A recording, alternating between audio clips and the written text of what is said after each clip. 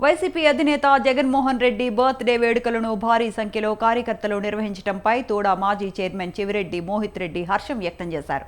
కూటమి ప్రభుత్వం వచ్చిన తర్వాత వైసీపీ నాయకులపై దాడులు చేస్తున్నారని ఆరోపించారు. ఆ దాడులను అడ్డుకుంటామన్నారాయన.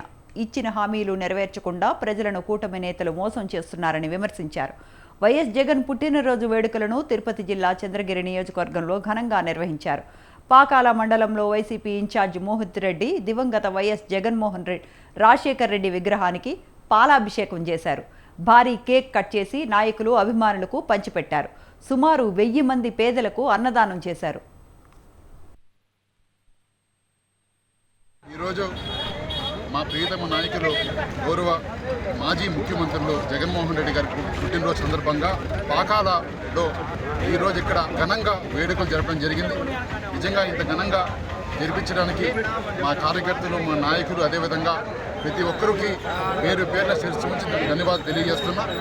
ఎందుకంటే అధికార పక్షంలో కూడా మనస్ఫూర్తిగా చెప్తున్నా గత 5 ఏళ్ళు కూడా ఎన్నోసార్లు పుట్టినరోజు జరుపుకోవడం జరిగింది. అయినా కూడా ప్రతిపక్షంలో ఈరోజు అధికార పక్షం కన్నా రెట్టింపుగా జనాలు వచ్చి మేమున్నామని చెప్పి ఈరోజు జగనన్న మీద ఉన్న అభిమానం వాళ్ళు చూపించుకోవడం, నిజంగానే అలాంటి నాయకుడి కింద పనిచేయడం నాకు అదేవిధంగా మా నాయకులందరూ కూడా అదృష్టంగా భావిస్తున్నారు.